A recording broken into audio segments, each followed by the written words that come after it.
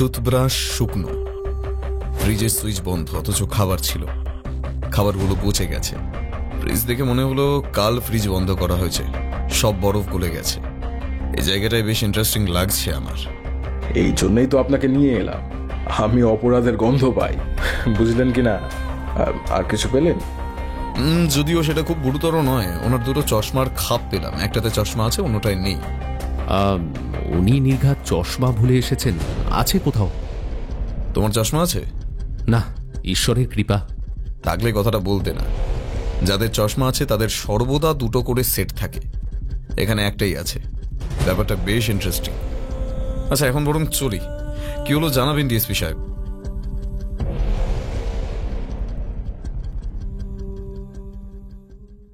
নমস্কার বন্ধুরা, আমি জয়দীপ।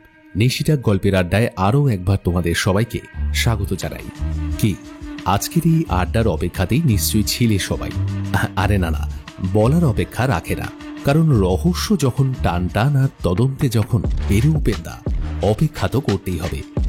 সুলেখক ঋকপ্রসাদ বিশ্বাসের কলমে আজকের গল্প প্রফেসর মিত্র হত্যা রহস্য। পেরুর ভূমিকায় ব্রতদীপ, গল্প পাঠ এবং উপেন্দার চরিত্রে আমি জয়দীপ। বিভিন্ন চরিত্রে রয়েছে বর্ণালী, নীল, স্বর্ণালী, জয় সরকার এবং প্রীতম। পোস্টার ডিজাইন শ্রাবর্ণ, শব্দগ্রহণ, আবহ এবং পরিচালনায় আমি জয়দীপ। আজকের গল্পটি নেওয়া হয়েছে পেরু উপেন্দা অমনিবাস দ্বিতীয় খণ্ডের কণ্ঠে তাহার কণ্ঠহার গল্পটি অবলম্বনে। বইটি কলকাতা বইমেলায় 2024 সালে পরিচয় প্রকাশনী থেকে প্রকাশিত হয়েছে। আজকের গল্পটি সম্পূর্ণরূপে প্রাপ্তবয়স্কদের জন্য। তো চলো আর দেরি কিসের, শুরু করা যাক পেরু উপেন্দা সিরিজের আজকের গল্প সুলেখক ঋকপ্রসাদ বিশ্বাসের কলমে প্রফেসর মিত্র হত্যা রহস্য। সাদার্ন এভিনিউয়ে ডিস্কোথেক থেকে বেশ উচ্চ স্বরে মিউজিক বাজছিল। ড্যান্স করবার বড় হলঘরটায় ঠিক ঠিক করছে ভিড়। দামি পারফিউম আর বিদেশি লিকারের গন্ধে মজে উঠেছে ঘরটা। অতিথিদের হাতে ধরা সিগার আর অনতি দূরে সারি সারি সুগন্ধি গড়গড়া তামাকের গন্ধ। বলরুমের ঝকমকি আলো খেলে যাচ্ছে লাস্যময়ী রণনাদের চোখের কাজনে। ছন্দে ছন্দে সেই শরীরে খেলে যাচ্ছে পরিচিত এক আইটেম নাম্বারের তরঙ্গ। তবে বহু ভিড়ের মধ্যেও নজর কেড়ে যাচ্ছিল যার মুখের বিভা, যার হিল্লোলিত শরীরের সর্বনেশে ভাষার কাছে সর্বস্ব সমর্পণ করে ক্ষুধার্ত সাপের মতো শিকারী দৃষ্টিতে তাকিয়েছিলেন প্রফেসর মিত্র। তিনি আর কেউ নন, এই অ্যানিভার্সারি পার্টির সবচেয়ে আলোচ্য এবং মুখরোচক নাম মিস লিলি। মিস লিলির যেন বিতর্ক আর পিছুই ছাড়ছে না। প্রথমত সে মিস না মিসেস তাই নিয়ে পার্টির শুরুতে এক রাউন্ড করে গসিপ একাধিক টেবিলে ঘুরে বেরিয়েছে। মিস লিলি কিছুদিন প্রফেসর সামন্তের সঙ্গে সুখে সংসার করছিলেন। সেই সুবাদে জানা দম্পতির সঙ্গে তার আলাপ হয়। সেই দম্পতির সিলভার জুবিলিতে তাই মিস লিলি আমন্ত্রিত হবেন না এটা হতেই পারে না। মিসেস জানা তার অতি প্রিয় পেট ডগ আনাতোলিয়াকে রোজ সকালে ওয়াকে নিয়ে যাওয়ার জন্য নতুন বছরের রেজলিউশনের কথাও ভুলে যেতে পারেন, কিন্তু লিলিকে আমন্ত্রিত করতে ভুলে যাওয়া না, সেটা কখনোই সম্ভব না। সে যতই প্রফেসর সামন্ত মিস লিলিকে তরুণ প্রতিভাবান প্রফেসর তলাপাত্রের সাথে গোপন অভিসারে বৈদিক ভিলেজের কটেজ থেকে ফেরত আসতে রেখে ফেলুন না কেন। লিলি অবশ্য স্মার্ট মেয়ে। তার বাবার 18 কোটি টাকার সে একমাত্র উত্তরাধিকারী। তার উপর মহাপাত্র যথেষ্ট সুপুরুষ ব্যাচেলার। তাই সামন্তের সাথে সেই রাতে ঝগড়ার সূত্রপাত হতেই তিনি বেশি বাক্যব্যয় না করে ঘর ছেড়ে বেরিয়ে আসেন। তারপর তার নতুন পার্টনারকে ফোন করেন। প্রফেসর মহাপাত্র তাকে আশ্বস্ত করে নিজের গাড়িতে তার ফ্ল্যাটে নিয়ে যায়। সেখানেই দুজন একত্রে থাকতে শুরু করে। যেহেতু ডিভোর্স হওয়ার একটা প্রধান শর্ত হলো যে উভয় পক্ষের পৃথকভাবে 1 বছর আলাদা বাস করা, তাই লিলি আর প্রফেসর সামন্ত আপাতত মিউচুয়ালি সেপারেটেড। তাই তিনি একই সাথে মিস এবং মিসেস। লিলি অনেকক্ষণ ধরে খেয়াল করছিল প্রফেসর মিত্র তাকে ক্রমাগত চোখে চোখে উপভোগ করছেন। তার হাতে ধরা ওয়াইনের গ্লাস, চোখে হায়নার খিদে। প্রফেসর মিত্র ডিভোর্সড, নিঃসন্তান। বছর 5 হল স্ত্রীর সাথে দাম্পত্যের শীতলতার আবহে স্ত্রী তাকে ত্যাগ করে চলে গেছে। তবে প্রফেসর মিত্র স্কলার হিসেবে অসম্ভব প্রতিভাবান। প্রত্যেক বছর তার অধীনে 5-6টা করে ডক্টরেট বের হয়। তার একটি প্রবন্ধ নেচার পত্রিকায় প্রকাশিত হয়েছিল। তবে 55 ছোঁয়া এই লোকটার যে মহিলাদের প্রতি একটু ছুকছুক স্বভাব আছে সেটা লিলির বান্ধবী মহলে কারো অজানা নয়। তবে ওই পেটে খিদে, মুখে লাজ। লিলি তার দিকে তাকিয়ে একবার মুচকি হাসে। প্রফেসর মিত্র তার চোখের দিকে নজর যেতেই হাতে ওয়াইনের গ্লাসটা কেঁপে গেল। তিনি সিটে সোজা হয়ে বসলেন। লিলি খিলখিল করে হেসে ফের নাচতে লাগলো। বাজনার তালে তালে বুড়োটাকে নাচাতে পারলে বেশ হতো। ভাবতে ভাবতে বেশ মজা পায় সে। মিউজিকটা তখন একটু কমানো হলো। পার্টির হোস্ট কোনো অ্যানাউন্সমেন্ট করলেন। লিলি তার নাচের পার্টনারের কাছে গিয়ে বলল, এক্সকিউজ মি বলে ভিড়টা থেকে বেরিয়ে এলো। প্রফেসর মিত্র টেবিলের দিকে এগিয়ে এলো সে। কি প্রফেসর, শুধু বসে বসে দেখবে না বলরুমে নামবে? সেটা ডিপেন্ড করে কি ধরনের কোম্পানি পাচ্ছি তার উপর। কোনো সুন্দরী তো আর ডাকছেই না আমাকে, কি করব বলো? কি যে বলো তুমি, তোমার আবার সুন্দরীর অভাব? এখন তো মোস্ট এলিজেবল ব্যাচেলার। সবার কি আর সেই সৌভাগ্য হয় মিস লিলির সাথে ডান্স করা? হ্যাঁ, চলে এসো। লিলি তার চকমকি ব্রেসলেটে শোভিত তার পেলব হাতটা প্রফেসরের দিকে বাড়িয়ে দিয়ে আঙুল নাড়িয়ে বলল, চলে এসো নটি বয়। লিলি আর প্রফেসর পরস্পরকে জড়িয়ে ধরে বলরুমের মধ্যে ঘুরে ঘুরে নাচতে লাগলো। প্রফেসর মাঝে মাঝে নাচতে নাচতে উত্তেজিত হয়ে উন্মাদের মতো হাত পা ছুটতে লাগলো। তখন তাকে পুরোদস্তুর ভাসান গীতির ড্যান্সার মনে হতে লাগলো লিলি। সে ফের হো হো করে হাসতে লাগলো। নাচতে নাচতে প্রফেসর এবার তার হাতটা ভাঁজ করে মুখের কাছে এনে একটা চু শব্দ বললেন। তার হাতটার মুঠো খুলে লিলির দিকে ছুড়ে দেওয়ার ইঙ্গিত করলেন। তারপর বারবার একই ভঙ্গি করতে লাগলেন। ব্যাপারটায় লিলি বেশ মজা পেল। সেও প্রফেসরের থেকে কল্পিত উপহারটি ক্যাচ ধরার মতো করে লুফে নিয়ে বুকে মিশিয়ে দিল। তার মুখে একটা লজ্জার ভাব নিয়ে এক হাতে মুখ ঢাকল। প্রফেসর এরপরে তার মুখটা লিলির ঠোঁটের কাছে নিয়ে আসতেই লিলি সরে গিয়ে তার ছোঁয়া কোনো মতে এড়িয়ে গেল। পর মুহূর্তেই একটা গলা খুকড়ে নিয়ে সরে এলো তার সামনে থেকে। না, এই ব্যাপারটা আর রসিকতার পর্যায়ে নেই। বুড়ো বেসামাল হয়ে গেছে ভাবল সে। তার পার্টনার প্রফেসর মহাপাত্র এদিকে একটা ড্রিঙ্ক নিতে গেছে। ফেরত আসার আগেই ব্যাপারটা মিটিয়ে ফেলতে হবে তাকে। কলাপাত্র আবার ভীষণ বদরাগী। তার লিভ ইন পার্টনারকে কেউ ফ্লার্ট করছে দেখতে পেলে সে বিস্তর ঝামেলা শুরু করবে। লিলি বলল, তুমি কন্টিনিউ করো প্রফেসর, আমার পার্টনারই চলে এলো বলে। যেও না লিলি প্লিজ। প্রফেসর কথাটা বলেই লিলির হাত ধরে ফেলল। লিলি এক ঝটকায় তার হাত প্রফেসরের হাত থেকে সরিয়ে নিয়ে বলল, প্রফেসর এক্সকিউজ মি, ওয়াশরুম। বলেই হনহন করে ওয়াশরুমের দিকে হাঁটা গেল। লিলি পেছন দিকে আর তাকালো না। সে ভাবল প্রফেসরকে এতটা উত্তক্ত করাটা বোধহয় বাড়াবাড়ি হয়ে গেছে। সে এখন তাকে ঝেড়ে ফেলতে চায়। মাথা নিচু করে ওয়াশরুমে ঢুকে গেল সে। প্রফেসর মিত্র এদিকে নেশা চরমে উঠে গেছে। দীর্ঘদিন সে লিলিকে লক্ষ্য করেছে। এই নেশার মায়াবী রাতে সেই লিলি প্রথমবার তার দেওয়া ভালোবাসার ইঙ্গিত এরকম প্রকাশ্যে গ্রহণ করেছে। না, এই সুযোগ সে হাতছাড়া করতে চায় না। যদিও তাকে মধ্যবয়স্কের মধ্যে ফেললে শিং ভেঙে বাছুরের দলে ঢোকার মতো হবে, তবুও এখনো তার শরীর যথেষ্ট মজবুত আছে সে জানে। আর এই ইতর শরীর তাকে ধীর পায় ওয়াশরুমের দিকে টেনে নিয়ে যায়। লিলি ওয়াশরুমের থেকে চোখে মুখে ঝাপটা দিয়ে বেরিয়ে এসেছে। ওয়াশরুমের সামনের একটা লন। হেঁটে এলেই বলরুমটা দেখা যায়। এই লনটায় কিছুক্ষণ আগেই একটা বাউন্সার দাঁড়িয়েছিল। জায়গাটা আলো আধারী। সে ওই নৃত্যনত ভিড়ের মধ্যে তাকিয়ে রইল। না, আর সেখানে সে যেতে চায় না। প্রফেসর মিত্রকে ভিড়ের মধ্যে আর দেখা যাচ্ছে না। সে নির্ঘাত নাচের জন্য অন্য কাউকে পেয়ে ভিড়ের মধ্যে হারিয়ে গেছে, অথবা নেশায় বুঁদ হয়ে কোনো ফাঁকা টেবিলে বেজার মুখে বসে পড়েছে। লিলি তার পার্টনার চতুর্দিকে তাকিয়ে খুঁজতে লাগলো। তার নাচের ইচ্ছে এখনো দমে যায়নি। তাকে পেলে সে আবার ড্যান্স ফ্লোরে নামতে চায়। লিলি প্লিজ আমার কথাটা শোনো। তখনই একটা হ্যাঁচকা টান অনুভব করলো সে। আর সেই আসরিক টানের জোরে সে একদিকে কাত হয়ে পড়ে গেল।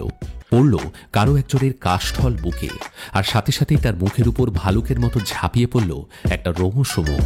ঠোঁটের উপর চেপে বসল ঘৃণ্য একজোড়া বলিষ্ঠ ঠোঁট। সে কিছু বোঝার আগেই বুঝতে পারল তার ঠোঁটগুলো আকস্মিক এক ঘৃণ্য জলীয় পরতে জ্যাবজ্যাবে হয়ে গেছে। কোনো মতে নিজের সমস্ত শক্তি একত্রিত করে নিজেকে ওই জান্তব বাহুপাশ থেকে মুক্ত করল। তবু তার হাত টেনে ধরে যাচ্ছে সেই ঘৃণ্য লোকটা। ছাড়ো প্রফেসর, অসহ্য। চিৎকার করে ওঠে লিলি, আর প্রায় সাথে সাথেই তার সামনেই আবির্ভূত হলো আরও একজন। নিমেষে ঝাঁপিয়ে পড়ল প্রফেসর মিত্রর উপর, আর এক ঝটকায় মুক্ত হলো লিলির হাত। নিজের কামনাসিক্ত ঠোঁটগুলো কোনো মতে হাত দিয়ে মুছতে মুছতে দেখল সে তার পার্টনার মহাপাত্র তাকে উদ্ধার করতে কখন যেন উদয় হয়েছেন। তোকে বোঝাবো স্কাউন্ড্রেল, আয় এদিকে, বললেন প্রফেসর মহাপাত্র। কত ধানে কত চাল। বলেই প্রফেসর মিত্রের হাতে কলার আর অন্য হাতে কোমরের বেল্ট ধরে ড্যান্স ফ্লোরে হির হির করে টেনে নিয়ে আসতে লাগলো। মিত্রর কোমরের বেল্টটা পুরনো ছিল, হ্যাচকা টানে সেই বেল্ট প্যান্টের হুক বোতাম শুদ্ধ ছিঁড়ে বেরিয়ে এলো। মহাপাত্র তাকে টানতেই থাকলো, ফলে তার প্যান্ট কোমর থেকে নেমে পায়ের গোলারির কাছে নেমে আটকে রইল। পরনে রইল শুধু অন্তর্বাস। মহাপাত্র তার কলার ছাড়ল না, ড্যান্স ফ্লোরের মাঝখানে টেনে নিয়ে তাকে দাঁড় করালো। তার এই অবস্থা দেখে চারপাশের লোকজন নাচ বন্ধ করে আতঙ্কে একপাশে গিয়ে সরে দাঁড়ালো। ড্যান্স ফ্লোর ফাঁকা হয়ে গেল মুহূর্তেই। বল সালা, কি বলতে চাইছিস বল, নইলে উদম কেলাবো। মিত্রের ছিন্ন বেলটা হাতে দোলাতে দোলাতে বলল মহাপাত্র, সে যে কোনো মুহূর্তে তার হাত চালিয়ে দেবে। স্যার, স্যার এটা কি করছেন স্যার? স্যার বলেই মুহূর্তের মধ্যে ছুটে এলো দুজন বাউন্সার। ও আমার পার্টনারকে মলেস্ট করছিল, এখনো যে ওর গায়ে হাত পড়েনি, ওর বাবার ভাগ্য ভালো। চিৎকার করে উঠল মহাপাত্র। দুই বাউন্সার অবশেষে অনেক বুঝিয়ে তার হাত থেকে প্রফেসর মিত্রকে উদ্ধার করে তাকে গাড়িতে তুলে দিল। তলাপাত্রকে ততক্ষণে ঘিরে ধরেছে তার অনেক কলিগ, জানা, ক্যাপল। তারা আজকের ঘটনার জন্য মিত্রের প্রবল নিন্দা করতে করতে তলাপাত্রের কাছে ক্ষমা প্রার্থনা করতে লাগলো। লিলিকে জিজ্ঞেস করলেন মিসেস জানা, তুমি কি ওকে টেবিলে ইনভাইট করতে গেছিলে? তোমায় দেখলাম মনে হলো ওইদিকে যেতে। নো নো মিসেস জানা, এসব কি রাবিশ বলছেন আপনি? শিওর আপনি অন্য কাউকেই দেখেছেন। আমি পার্টনারের জন্য ওয়েট করছিলাম, ও বলল একটা ড্রিঙ্ক নিতে যাচ্ছে। আমিও লিলিকে কখনো জিন খেতে দেখিনি। পাশ থেকে বললেন মিস্টার জানা। পুরুষের সেই কালো তীর্ণ দোষ কথাটা শুনে অদ্ভুত রহস্যময় দৃষ্টিতে তার দিকে তাকিয়ে রইল মিসেস জানা।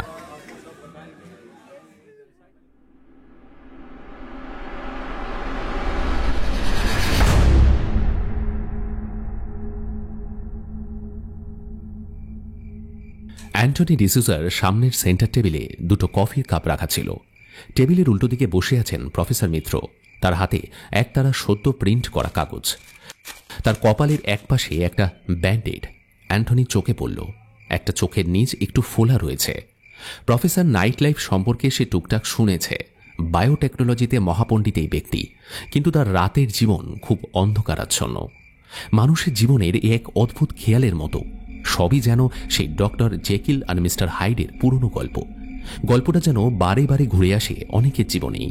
কিছুদিন আগে একবার ড্যান্সারের সঙ্গে প্রফেসরের মারামারির ছবি বেরিয়েছিল সোশ্যাল মিডিয়ায়।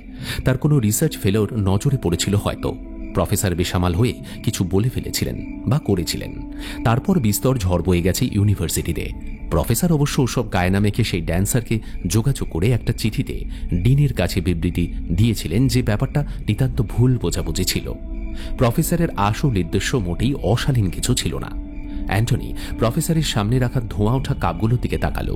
একটু আগেই তার বাড়ির পরিচারক অনিল কাপ দুটো রেখে গেছে। সে একটা কাপ তুলে নিল, তারপর মাথা নিচু করে প্রফেসরকে বলল, স্যার এই রিসার্চ নোটটা কি আগের নোটের সাথে অ্যাড হবে স্যার? আর এইটা দেখাবো বলেই আপনাকে ডেকে পাঠালাম একবার। প্রফেসর হাত চোখের কাছে নিয়ে এবার চোখের চশমাটা খুললেন। চশমাটা খোলার সময় মুখ দিয়ে একটা অদ্ভুত আওয়াজ বেরোল। বোঝা গেল জায়গাটা বড্ড ব্যথা। কাল রাতে বার থেকে তাকে জোর করে বের করতে গেলে তিনি হোটেলের বাইরে এসে জোরে হাত পা ছুড়ে এক বাউন্সারকে রাগের মাথায় একটা ঘুষি চালিয়ে দেন। সেও পাল্টা ঘুষি দেয় দুখানা, একখানা কপালের ডান দিকে আর অন্যটা নাকের এক পাশে। কোনো মতে নিজের ড্রাইভারকে ফোন করে ডাকে। সে তারপর বেসামাল প্রফেসরকে গাড়িতে নিয়ে গিয়ে তোলে, তারপর তাকে বাড়ি নিয়ে আসে। নাকের জায়গাটা ফুলে গেছে, যে কারো দেখে সন্দেহ হওয়া স্বাভাবিক। চশমাটা খুলে নিয়ে বসে থাকা সোফার একপাশে রেখে দিলেন তিনি। নিজেকে একটু সামলে নিয়ে বললেন, একই তো কনক্লুশন, এমনকি টার্টারিক অ্যাসিডকে রিএজেন্ট করে পেপারটা লেখা শুরু হয়েছে। নতুন কিছুই তো পেলাম না। অ্যাপ্রোচটা নিউ স্যার, অ্যাপ্রোচটা একেবারে নিউ। আর আই থিঙ্ক এই ভ্যাকসিনের তত্ত্বটাই ডক্টরেটের জন্য যথেষ্ট। আপনি কি বলেন স্যার? আই মিন আমার পুরো পেপারটা কি আপনার পড়া হয়ে গেছে স্যার? হ্যাঁ, বোগাস। আর এতে করে তো ডক্টরেট পাওয়া যায় না। শোনো, সবসময় জানবে যে এমন কিছু তোমায় দিতে হবে যেটা সমাজকে প্রকৃত অর্থে কন্ট্রিবিউট করবে। আরে এ তো রূপকথার গল্প নয়। আর তার থেকে দেখো যে কেয়া তোমার থেকে কিন্তু অনেক ভালো কাজ করছে। হ্যাঁ, কি বলছেন স্যার? আই মিন, আমার এই ভ্যাকসিনটা যদি সফল হয় দেন ফুসফুসের মেটাস্ট্যাটিক ক্যান্সার প্রতিরোধ করা সম্ভব হবে স্যার। হ্যাঁ, এই সময় এরকম একটা জোরালো আবিষ্কার হয়েছে নাকি এর আগে? আর কেয়া কী নিয়ে রিসার্চ করছে স্যার, আপনি একবার বলুন আমাকে। ওটা সিক্রেট, বলা যাবে না। আপাতত চেষ্টা করতে থাকো। তুমি কিন্তু একসময় একটা ব্রিলিয়েন্ট স্কলার ছিলে ডিসুজা। এসব এই রূপকথার গল্প লিখে কোনো লাভ নেই। আচ্ছা চলি তাহলে, আজ আমার শরীরটা একটু ডাউন। স্যার প্লিজ কাইন্ডলি একটু ভেবে দেখুন। আমি প্রথমবার যখন আপনাকে এই ভ্যাকসিনের কথা বললাম, আপনি সেদিন রাত্রি 2:30টার সময় আমার বাড়ি এলেন, আর তারপর বললেন পুরো ডকুমেন্টসটা চাই আপনার। আর আজকে আপনি এরকমভাবে মত পাল্টে যাচ্ছেন। This is not fair sir. আরে বললাম তো তুমি রূপকথার গল্প লিখেছো। আর আর ছাড়ো, আমার শরীরটা একদম ভালো নেই। আমি বাড়ি যেতে চাই। স্যার আপনি একটু ঠান্ডা মাথায় চিন্তা করে দেখুন স্যার। বাড়ি নিয়ে ভাববেন না স্যার, আমি আপনাকে বাড়িতে নামিয়ে দিয়ে আসবো, বলল অ্যান্টনি। নিচে গ্রাউন্ড ফ্লোরের কার পার্কিং লটের মধ্যে বসে প্রফেসরের ড্রাইভার প্রবাল ইউটিউবে শর্টস দেখছিল। জেলার সিনেমার তামান্না ভাটিয়ার কাবালা। ড্যান্সটা দেখতে দেখতে পৌঁছে গেছে, তবু এই নাচটা পুরোটা না দেখে স্ক্রল করে এগিয়ে যায় না। তার পরের ভিডিওতে একটা মোটা দাগের গ্রাম্য আদি রসাত্মক রসিকতা। সে তার কদাকার এলোপাথারি দাঁত বের করে হাসতে থাকে। এমন সময় ফোনটায় প্রফেসরের কল এসে ঢুকল। ফোনটা রিসিভ করতেই ভেসে উঠল প্রফেসর মিত্রর গলা। তুমি গাড়ি নিয়ে চলে যাও, গাড়িটা লটে পার্ক করে দিও। ও হ্যাঁ, কাল সকালে কিন্তু এসো, আমাকে এখান থেকে ছেড়ে দেবে বলেছে। Sure sir? বলছিলেন শরীরটা ভালো নেই, তাড়াতাড়ি ফিরবেন। কথা বাড়িও না তো, রাখছি। প্রফেসর ফোন কেটে দিলেন বেশ একটু রাগত গলায়। ড্রাইভার প্রবাল সে গাড়ি নিয়ে চলে এলো প্রফেসরের ফ্ল্যাটে। সত্যি প্রফেসর মাঝে মাঝে এমন বিচিত্র আচরণ করেন, সে ভাবল কাল রাত্রে কি বিষামাল অবস্থায় তাকে এনে ফ্ল্যাটে তুলেছে সেই জানে। আবার সকালে সে যেন সম্পূর্ণ ভিন্ন গ্রহের প্রাণী, বিচক্ষণ, বুদ্ধিমান, কথার মার ব্যাচে ওস্তাদ। সে গাড়িটা ফ্ল্যাটের সামনে নিয়ে গিয়ে দেখল ফ্ল্যাটের সদর গেটটা খোলা। এই দারোয়ানটা নতুন, আগেরটা ঠিকমতো মাইনে পাচ্ছিল না বলে ছেড়ে দিয়েছে। এই লোক বেশিরভাগ সময় গেট খোলা রেখে মোবাইলে সিনেমা দেখে, নইলে কীর্তন শোনে। সে গাড়িটা পার্কিং লটে ঢুকিয়ে দিয়ে গেট দিয়ে বেরিয়ে এলো। দারোয়ানের দিকে একবার হাত তুলে নাড়িয়ে দিল। দারোয়ান তাকে দেখতে পেয়েছে। নিজের ঘরের মধ্যে একটা চেয়ারের মধ্যে আধশোয়া হয়ে সে একবার টুক করে হাত তুলে নামিয়ে নিল। ঢোকার সময় দারোয়ানকে দেখতে পাইনি কেন ভাবল একবার প্রবাল। হয়তো গাড়ি নিয়ে অনেকটা ভেতরে ঢুকে তারপর দারোয়ানের ঘরের দিকে তাকিয়েছিল সে, তাই অ্যাঙ্গেলে ঢাকা পড়ে গেছিল ভাবল সে।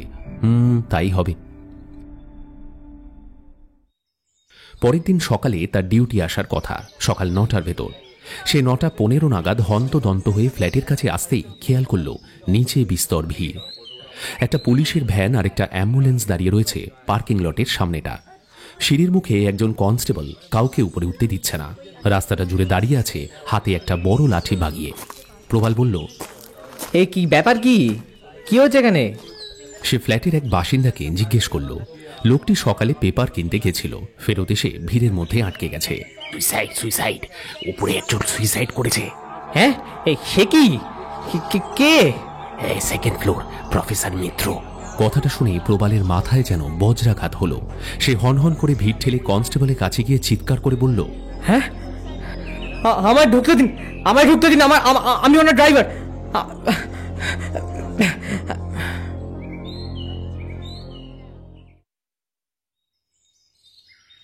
আমি সকালে বিমা সংক্রান্ত একটা কাজে ব্যাংক থেকে ফিরছি দুপুরের খাওয়ার জন্য। পেরুর ফোন ঢুকলো, আমায় তৈরি হয়ে নিতে বলল। ওকে জরুরি কাজে ডিএসপি সাহেব ডেকে পাঠিয়েছে। ও আরও বলল আমাকে এনফিল্ড বাইকে তুলে নিয়ে স্পটে যাবে। শুনলাম একটা আত্মহত্যার মামলা।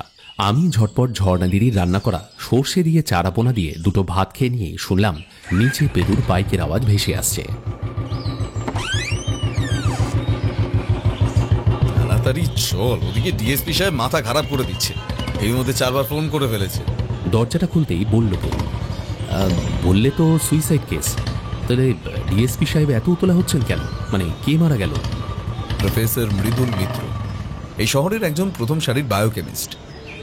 দুবার ওনার নাম দেশের সেরা অধ্যাপকের জন্য নাকি মনোনীত হয়েছিল।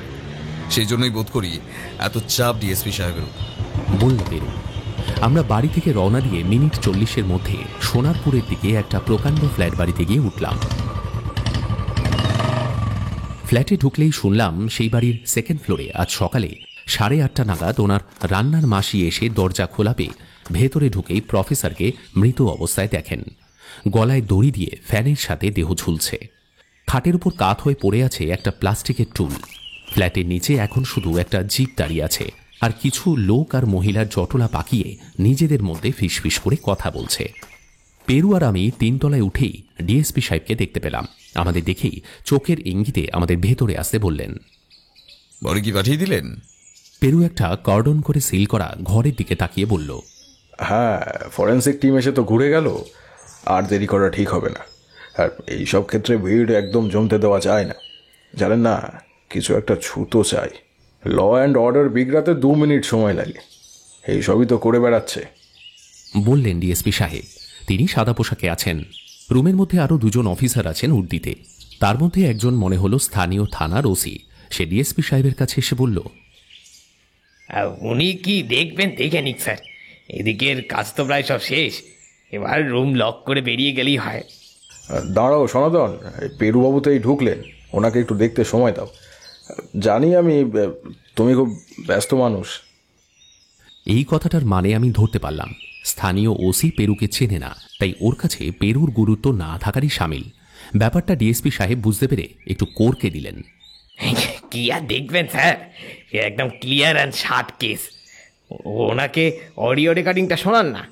পেরু এবার ওনার দিকে তাকাতেই ডিএসপি সাহেব নিজের মোবাইলটা বের করে একটা অডিও ক্লিপ চালিয়ে দিতে দিতে বললেন, এটা রেকর্ড করে নিলাম, ফোনটা তো ফরেন্সিক ল্যাবে নিয়ে গিয়েছে। একটু পরেই ডিএসপি সাহেবের ফোনের থেকে একটা কণ্ঠ ভেসে এলো। আমার নাম হ্যাতি যশ। সব ধীরে ধীরে গ্রাস করে নিচ্ছে সেই শয়তান যে আমার মধ্যে ঘুমিয়ে আছে। প্রতিটা বার হেরে গিয়ে সেই নিজের মুখটা রোজ সকালে আয়নায় আর দেখতে ইচ্ছে করছে না। একঘেয়ে গেমটা ধরে গেছে আমার জীবনে, তো আর কিছুই পাওয়ার নেই। তাই আমার আগের নেওয়া সিদ্ধান্তের মতো আমার চলে যাওয়াটাই উচিত হবে। আর এটা নিয়ে দ্বিতীয়বার ভাববার মতো কোনো লোক আমি নই। তবে যাওয়ার আগে কি কেয়াকে দায়ভার নিতে হবে? সে কি আর একবারও আমাকে সুযোগ দিতে পারতো না? একবারও সুযোগ দিতে আমাকে? অডিও ফাইলটা এখানেই শেষ। পেরু জিজ্ঞেস করলো, শুধু এইটুকুই? ওনার গলা শুনে খুব ধীর মাথার সিদ্ধান্তটা নিয়েছেন মনে হচ্ছে। কোনো উদ্বেগের ছাপ নেই গলায়। একদম। গলা শুনে মনে হচ্ছে সুইসাইড কেস। দেখি ময়না তদন্তে কি বলে। একবার ঘরটা ঘুরে দেখতে পারি? হ্যাঁ, গ্লাভস আছে তো? না নেবে? আছে, বলল পেরু। বলে ওর সাইড ব্যাগ থেকে একজোড়া সার্জিক্যাল গ্লাভস বের করে হাতে পড়ল। তারপর সে বিছানাটা ঘুরে ঘুরে দেখতে লাগলো, যেখান থেকে প্রফেসরের বডি আজ ঝুলতে দেখা গেছে। তারপর ঘুরে ঘুরে বাকি ঘরগুলোর আনাচে কানাচে দেখতে লাগলো পেরু। আমি ওর পেছন পেছন হাঁটতে লাগলাম। একটু পরে বেসিনের উপর থেকে ব্রাশগুলো পেরে দেখতে দেখতে বলল পেরু, দাদা আমার একটা প্রশ্নের উত্তর দেবে? বলো পেরু ভাই। বলো তো, মৃত্যুটা দিনে হয়েছে না রাতে? দিনেই হবে মনে হচ্ছে, কারণ ভেতরের ঘরের আলোগুলো সব নেভানো, ফ্রিজ বন্ধ। রাতে অন্ধকারের মধ্যে কিভাবে কেউ দড়ি লাগাবে গলায়, মানে ফাঁস দেবে? ফ্রিজটায় আসছি, তার আগে বলি তুমি ক পেয়েছ? একদম ঠিক। সুতরাং দিনে মৃত্যুটা ঘটেছে। এবার বলো, সকালে উঠে কোনোদিন শুনেছি কেউ গলায় ফাঁসি দিয়েছে? সকালে উঠে আমাদের মানসিক অবস্থা খুবই শিথিল থাকে। সুইসাইড করার মতো একটা কঠিন সিদ্ধান্ত খুব একটা সহজ কাজ নয়। তাহলে একটু পরে করেছে হয়তো, 8টা থেকে 8:30টার মধ্যে, কারণ 8:30টায় তো কাজের মাসি এসে লাশ ঝুলতে দেখতে পায়। তাহলে ততক্ষণে তার ব্রাশ করা উচিত। এখানেই দুটো খটকা আছে জানো তো। এখন বাজে 10:30। ব্রাশটা কিন্তু শুকনো খটখটে, যেন আজকে ব্যবহার হয়নি এমন। কেসটা সুইসাইড হলে আশ্চর্য হব, অবশ্য যদি ভদ্রলোক বেশ কিছুদিন ব্রাশ না করে থাকে তাহলে ব্যাপারটা ঠিকই আছে। কিন্তু ওনার গলা তো শুনলে, মানে উনি নিজেই তো বললেন সুইসাইড করছেন, কেউ ভয় দেখিয়ে ওই রেকর্ড করেছে বলছো? ভয় পেয়েছেন বলে তো মনে হলো না। ওদিকে ফ্রিজে রান্না করা খাবার, কিন্তু ফ্রিজটা বন্ধ করা। তাজ্জব কি বাদ দাদা, উনি কি বকেয়া বিল যথাসম্ভব কম রেখে চলে যেতে চাইছিলেন? পেরুর কথাটা শেষ হলো এমন সময় একজন কনস্টেবল এসে আমাদের ডেকে বলল, স্যার ডিএসপি সাহেব ডাকছেন। আমরা সেই বাড়ির বেডরুমে ঢুকে দেখলাম ওসির সামনে একজন খর্বকায় লোক দাঁড়িয়ে আছে। তার মুখের সামনে এক সারি দাঁত বেরিয়ে আছে, তাতে তার মুখটা কদাকার আকার ধারণ করেছে, বড় বড় চোখ, পুরু ঠোঁট। লোকটার আর কোনো বৈশিষ্ট্য নেই। এ হলো প্রবাল, প্রফেসরের ড্রাইভার।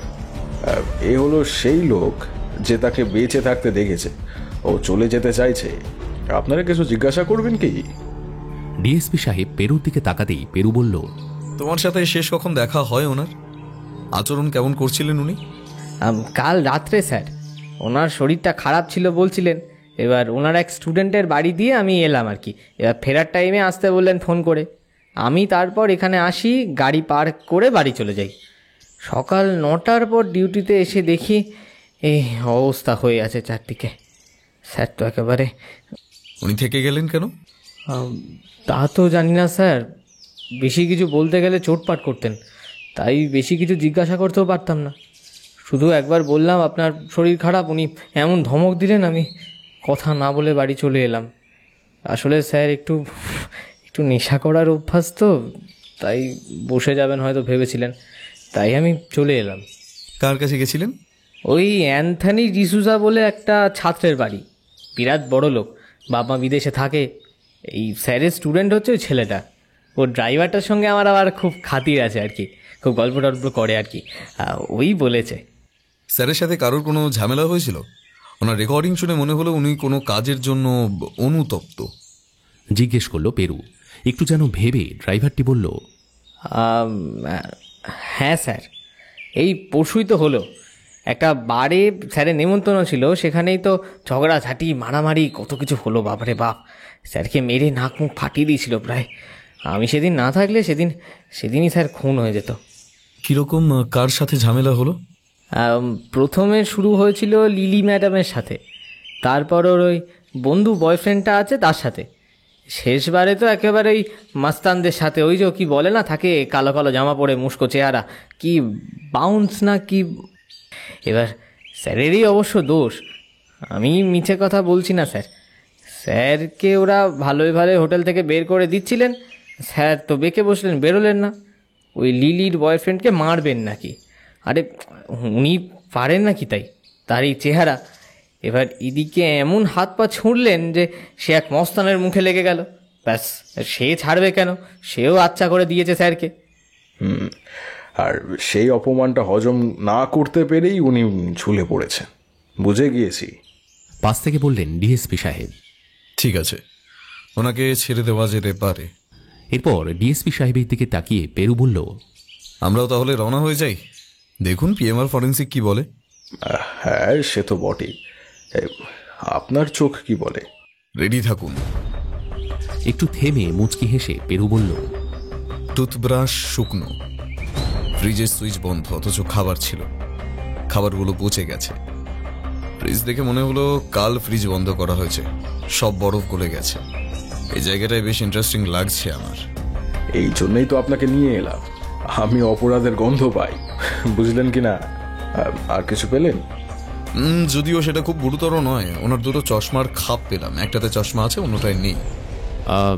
উনি নির্ঘাত চশমা ভুলে এসেছেন, আছে কোথাও। তোমার চশমা আছে? না, ঈশ্বরের কৃপা। থাকলে কথাটা বলতে না। যাদের চশমা আছে তাদের সর্বদা দুটো করে সেট থাকে, এখানে একটাই আছে। ব্যাপারটা বেশ ইন্টারেস্টিং। আচ্ছা, এখন বরং চলি। কি হলো জানাবেন ডিএসপি সাহেব।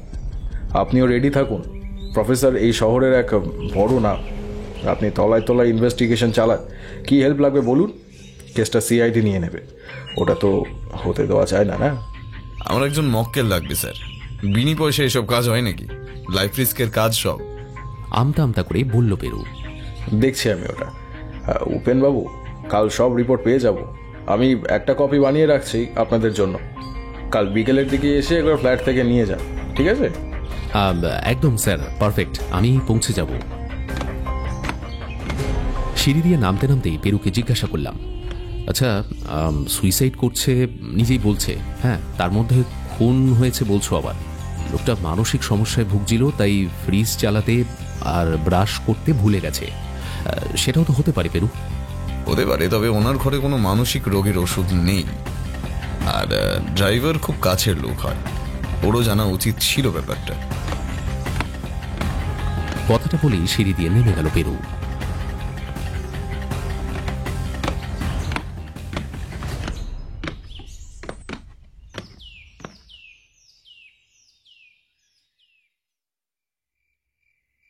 পরের দিন সন্ধেবেলা আমি আমার ব্যাগটা নিয়ে এক বিমার ক্লায়েন্টের বাড়ির উদ্দেশ্যে সবে নিউ আলিপুরের ফ্ল্যাট থেকে বেরিয়ে বুড়ো শিবতলার কাছে পৌঁছেছি। দেখি পেরুর ফোন ঢুকল। পেরু আজ বিকেলে বেরিয়ে ডিএসপি সাহেবের থেকে কেসটা রিপোর্ট নিজেই নেবে বলল, তাই আমি আর ওই পাড়ামুখো হইনি। ফোনটা কানে দিতেই ওর উত্তেজিত গলা পেলাম। কত দূর গেছো? এই তো বুড়ো শিবতলা। কেন? চলে এসো, আমাদের তদন্তের কাউন্টডাউন শুরু হয়ে গেছে। মানে কি, পোস্টমর্টেম রিপোর্ট এলো নাকি? একদম, ডেথ বাই স্ট্র্যাঙ্গুলেশন, গলা টিপে হত্যা, গলার কাছে আঙুলের আঁচড় তাও পাওয়া গেছে, তারপরে বডি ঝুলিয়ে দেওয়া হয়েছে। ডিএসপি সাহেবের থেকে রিপোর্টের কপি নিলাম, আমাদের সোনারপুর থানায় ঢুকতে বললো ঘন্টাখানেকের মধ্যে। ওখানে কি ডিএসপি সাহেব থাকবেন? না, উনি থাকবেন না, ওখানে সাসপেক্টদের জেরা করবে। ডিএসপি সাহেব আমাদের জেরার সময় থাকতে বলেছেন, তবে আমরা থাকবো পর্দানশীল। সে কি, মানে পর্দা নিয়ে থাকতে হবে? এ আবার কেমন কথা পেরু? তুমি মানে বুঝলে না? এখন যেহেতু পুলিশ তদন্ত করবে, আমরা শুধু পেছন পেছন দাঁড়িয়ে দেখবো, ওরাই সব করবে। আমাদের কাজ শুধু ওনাদের অ্যাসিস্ট করা। মানে ওই গানটার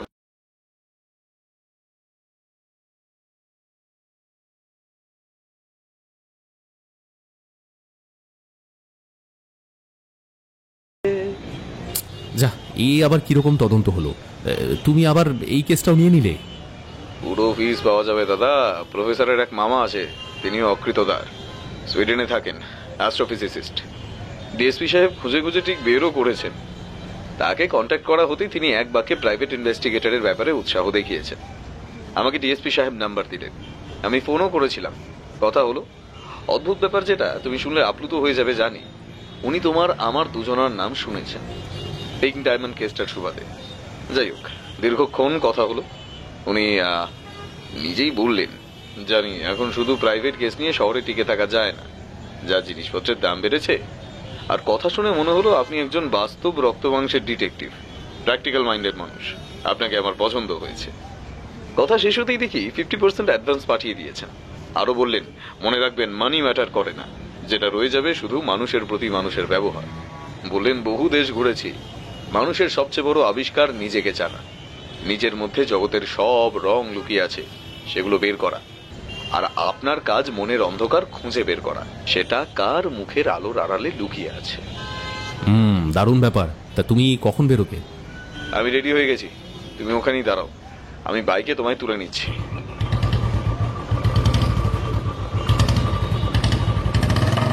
আমরা সোনারপুর থানায় এসে ওসি সাহেবের সঙ্গে দেখা করতেই উনি আমাদের বসতে বলে এক প্রস্থ চায়ের অর্ডার দিলেন।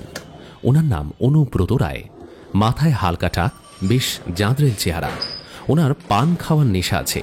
টেবিলের উপর একটা পান খোলা পড়ে আছে, চুন লাগাতে লাগাতে বললেন, তারপর ডিএসপি সাহেব কি পেরুবাবুর রিলেটিভ হয়? না। তাহলে একই পাড়ার লোক কি? পাশাপাশি বলতে পারেন। ওনার তো আপনার ওপর দারুণ কনফিডেন্স দেখলাম। তা এমন কি করা হয়? আমি রিপোর্টার আর উনি বিমার দালাল। ও, তা এখানে একটা আন্ডার ইনভেস্টিগেশন কেস চলছে, জানেন নিশ্চয়ই। এখানে তো রিপোর্টার ঢোকানো যাবে না।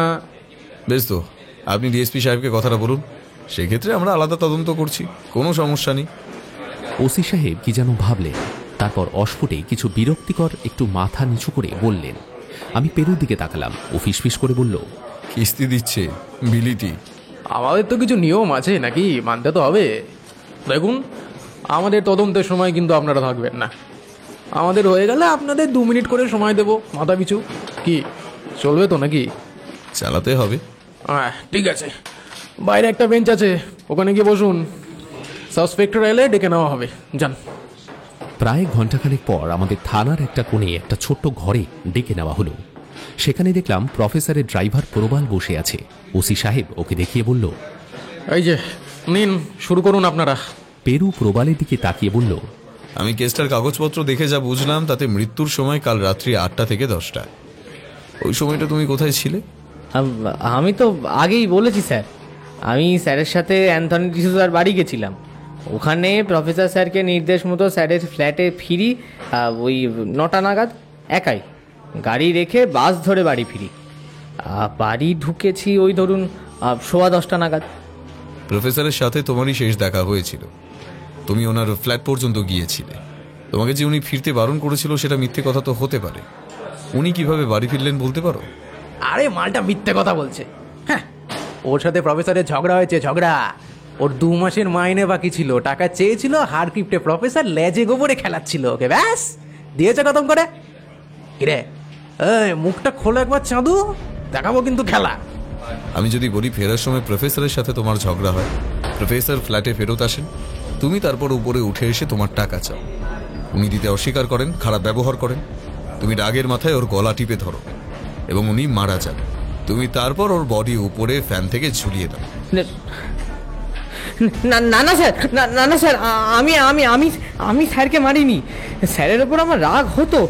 আমার পরিবারের 4টে বাচ্চা কাচ্চা আছে, তাদের মুখে খাবার তুলে দিতে হতো স্যার। মাথা খারাপ হয়ে যায় মাঝে মাঝে, কী করে সংসার চালাবো। সামান্য এই করে টাকা দেয় লোকটা, কিন্তু তাই হলে আমি খুন তো করবো না স্যার। স্যার স্যার আমি খুন করিনি স্যার। আমার ক্ষমা করে দিন স্যার, আমি খুন করিনি স্যার। আমার আর কিছু জিজ্ঞেস করার নেই। অনেক হয়েছে, এটাকে লকাপে ঢোকাতো, ঢোকা এটাকে লকাপে। চিৎকার করে একজন কনস্টেবলকে ডেকে বললেন, ওসি সাহেব আর কেউ এসেছে নাকি? ওই একটা দারোয়ান আর একটা ওই কে অ্যান্থনি ডিসুজা, তো যেখান থেকে প্রফেসর আগের দিন রাতে ফিরেছিলেন, তো ওইখান থেকেই ওদেরকে বসিয়ে রেখেছি। আমাদের যেটা হয়ে গেছে, আপনারা চলুন। দারোয়ানকে ওসি চেম্বারে ডেকে নিয়ে ওসি বললেন, এই যে কি কি দেখেছো একবার এনাকে বলো তো। নমস্কার স্যার, আমার নাম রমেশ। কাল রাতে 9টা নাগাদ ওই প্রফেসরের গাড়ি ঢোকে, তারপর ওই 9:30 নাগাদ হ্যাঁ ড্রাইভার দেখি হেঁটে বেরিয়ে যায়। এই খুব টেনশনে ছিল মনে হচ্ছিল, জানেন তো স্যার। আর আমার সাথে তখন চোকাচোকি হয়। যখন গাড়িটা ঢোকে ভেতরে কে কে ছিল খেয়াল করেছো? না স্যার, আমি খাবার কিনতে গেছিলাম। রাত্রে আর কারো বাইরের গাড়ি ঢুকেছিল, মানে অন্য কোনো নতুন লোকের গাড়ি? না স্যার, এই ফ্ল্যাটে 6টা গাড়ি আছে, সব কটাই আমার চেনা। নতুন লোক কেউ ঢুকেছিল? বাইরের লোক, যেমন ফেরিওয়ালা, জোম্যাটো বা অ্যামাজন ডেলিভারি বয়? একটা ছোট্ট মোটর ভ্যানে একটা ফ্রিজ ডেলিভারি হয়েছে রাতে, সে মিস্টার সরকারের নাম করলো। আর একটা ডেলিভারি ছিল, সেটা বিরিয়ানির। সেই রাতে আর অস্বাভাবিক কিছু তোমার নজরে এসেছে? না স্যার। ঠিক আছে, আসতে পারো। ওসি সাহেব তাকে ইশারা করতেই চলে গেল সে। তারপর তিনি পেরুর দিকে তাকিয়ে বললেন, আমরা ড্রাইভারের সাথে প্রফেসরের ঝগড়ার খবর কনফার্ম জেনেছি। ওই ফ্ল্যাটের অনেকেই তো দেখেছে, 2-3 দিন ধরেই নাকি টানা ঝামেলা চলেছে। সেই রাতেই? আরে না না, ওই তো আগের দিন রাত থেকেই চলেছে। ওকে, তাহলে পরের জনকে ডাকছি। বলেই ওসি সাহেব ইশারায় দরজার কাছে দাঁড়ানো কনস্টেবলকে উদ্দেশ্য করে মাথা নাড়তেই সে চলে গেল। আর কিছুক্ষণ পরে একজন ফর্সা রোগামতো ছেলে ঘরে ঢুকল। তার চোখে মোটা ফ্রেমের চশমা। ওসি তাকে ইশারা করতেই একটা চেয়ার, সে সেখানে গিয়ে বসে পড়ল। এই যে ইনি হলেন গিয়ে স্বনামধন্য অ্যান্থনি ডিসুজা। পেরুর দিকে তাকিয়ে বললেন ওসি সাহেব, প্রফেসর তার মৃত্যুর আগের দিন আপনার ওখানে গিয়েছিলেন কেন?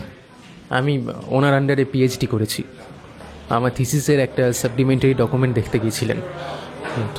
উনি খুব বড় স্কলার ছিলেন, আই নো, কিন্তু ওনার নতুন কোনো বিষয় নিয়ে উদ্ভাবনার, এই জন্যই ছুটে আসছেন আমার কাছে। কী নিয়ে রিসার্চ করছেন আপনি? ভ্যাকসিন, ফুসফুসের ক্যান্সারের প্রতিরোধ করবে। আচ্ছা, প্রফেসরের জবানবন্দিতে কেয়া বলে একটি মেয়ের উল্লেখ আছে, তাকে আপনি চেনেন? হ্যাঁ, মাঝে মাঝে দেখা হতো স্যারের কাছে গেলে। স্যারের সঙ্গে ওর সম্পর্ক কেমন ছিল, মানে গুরু শিষ্য না এর অধিক কিছু? We are very close. আর এর বেশি কিছু বলতে চাই না আমি। কেয়ার মোবাইল নাম্বার আছে আপনার কাছে? হ্যাঁ, ইয়েস, দিচ্ছি। প্রফেসর সেদিন কটায় আপনার বাড়ি থেকে বেরোলেন? নিজের গাড়িতে গেলেন না অন্য কেউ তাকে দিয়ে এসেছিল? ওই 8:45 নাগাদ নিজের গাড়িতেই ফিরে যান। আচ্ছা, প্রফেসর কি কোনো কারণে স্ট্রেস ছিলেন? ওর কথাবার্তা কি স্বাভাবিক ছিল? উনি বলেছিলেন শরীরটা নাকি খারাপ লাগছে, তাই জন্যই তাড়াতাড়ি চলে গেলেন। মানে সুইসাইড করার মতো অবস্থায় ছিলেন? না, I don't think, I mean হতে পারে হয়তো। উনি প্রচণ্ড ড্রাঙ্ক করতেন, আর ভেতরে একটা চাপা হতাশা ছিল ওনার। অ্যান্ড উনি তো খুব একাই ছিলেন। শুনেছি তো ওনার স্ত্রী নাকি আবার বিয়ে করেছে, অ্যান্ড উনি ব্যাপারটা একদমই মেনে নিতে পারেননি। ঠিক আছে। পেরুয়ে পর ওসি সাহেবকে বলল, ওনাকে ছেড়ে দেওয়া যেতে পারে। অ্যান্টনি ডিসুজা চলে যেতেই ওসি সাহেব পেরুকে বলল, তা কি বুঝলেন পেরুবাবু? এখনই কিছু বলা খুব মুশকিল, কে যে সত্যি বলছে কে মিথ্যে আরো তদন্ত করে দেখা দরকার। দেখুন, আমি একটা কথা বলি, শুনুন। প্রফেসর ওই রাত্রে সুইসাইড করার কথা ভাবছিল, তা সেই ভেবে রেকর্ডিংটা করে। সেই সময় ড্রাইভার ঘরে এসে টাকা চায়, ব্যাস ঝগড়া হয়, হাতাহাতি হয়, তারপরেই কেস মার্ডার। সেই ঝগড়া কেউ শুনতে পেল না কেন? সেই রাতে পাশে ফ্ল্যাটে লোক ছিল না, তাই শুনতে পাইনি, সিম্পল।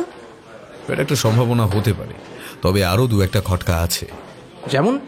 আছে ওসি সাহেব, একটু কাজ এগিয়ে নিয়ে বলছি, এখন চলি। কথাটা বলেই পেরু চেয়ার ছেড়ে উঠে পড়ল।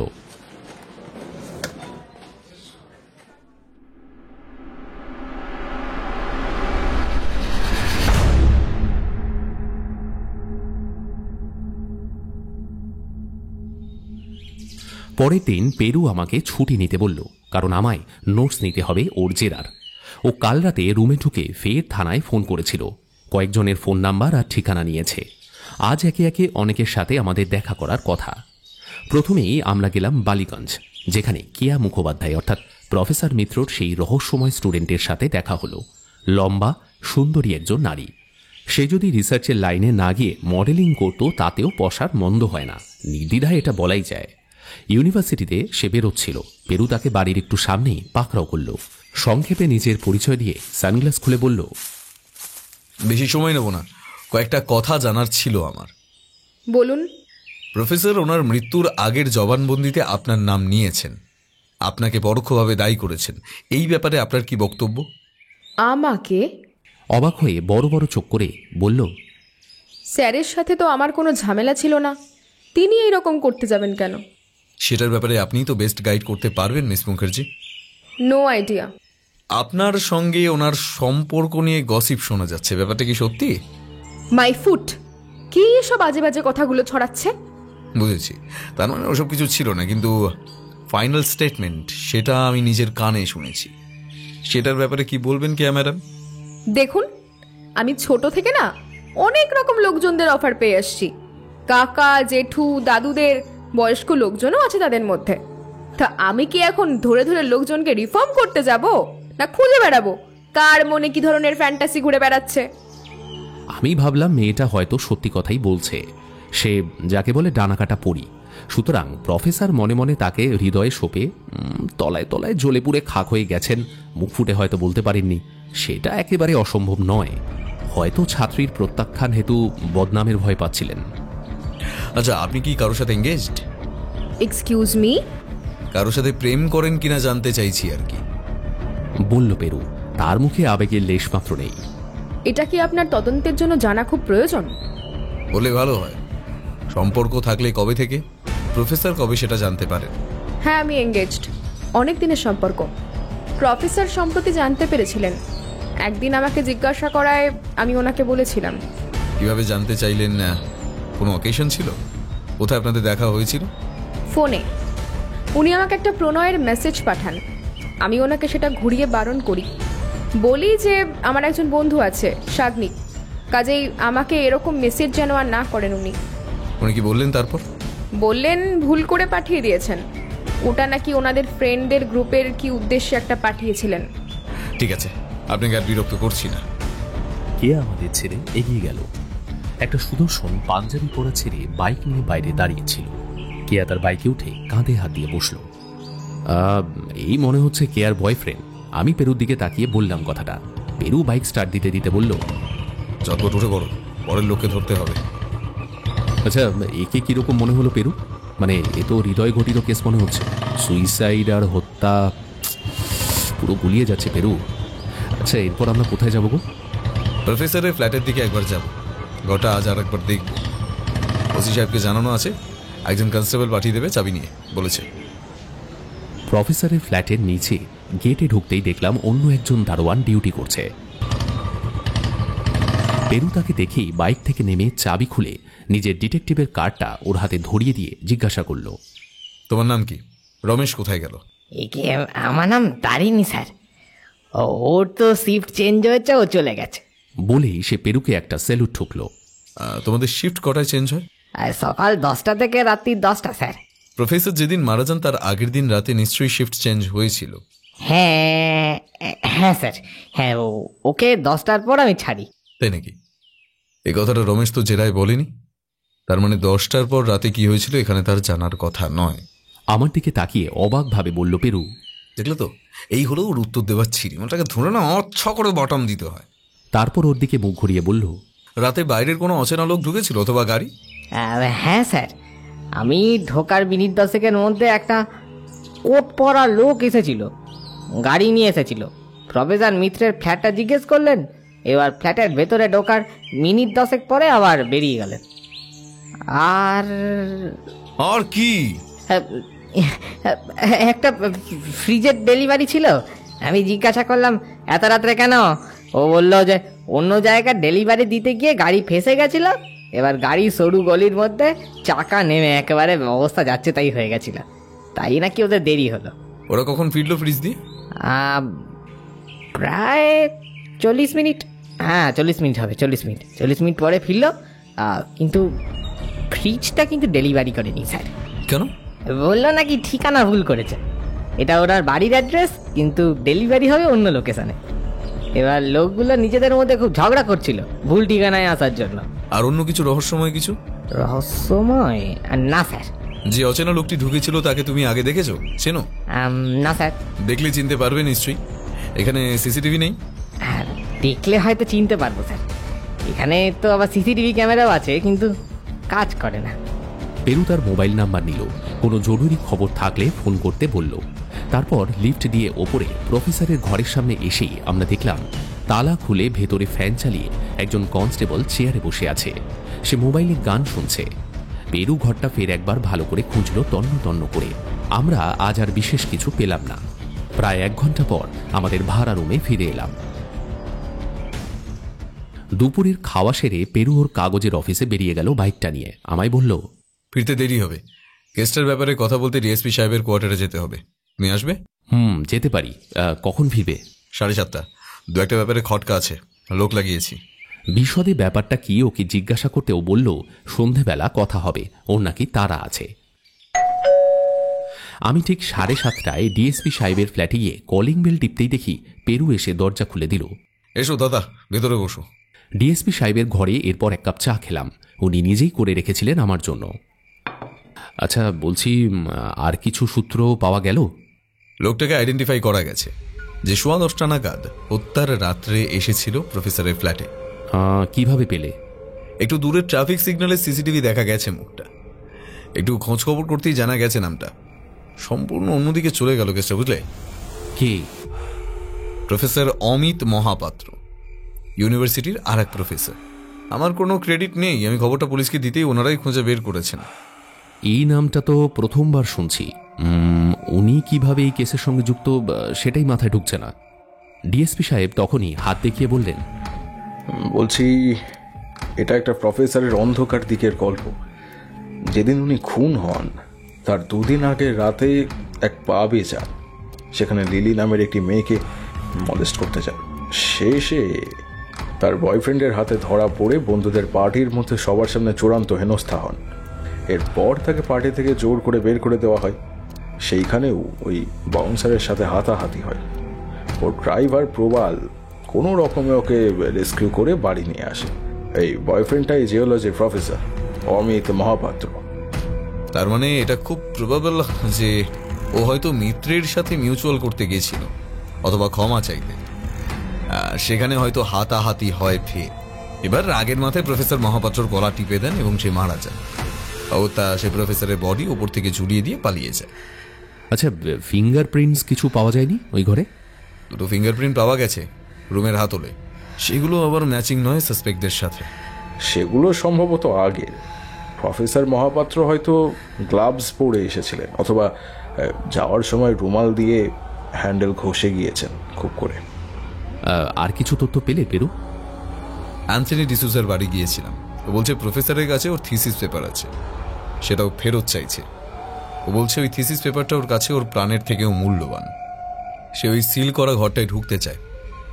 ও ঘরে তো আবার কাল গিয়েছিলাম। ওটা থিসিস পেপার একটা ওয়ার্ড্রোবে সাজানো ছিল পরপর, তার মধ্যে অ্যান্থনি ডিসুজার থিসিসটা নেই। আমি ভালো করে খুঁজে দেখেছি। তারপর আরও একটা অদ্ভুত ব্যাপার, আমি যখন ওকে জেরা করছি পর্দার পেছনে কেউ দাঁড়িয়ে দাঁড়িয়ে কথা শুনছিল টের পাচ্ছিলাম। সেই দিক থেকে একটা পারফিউমের গন্ধ আসছিল।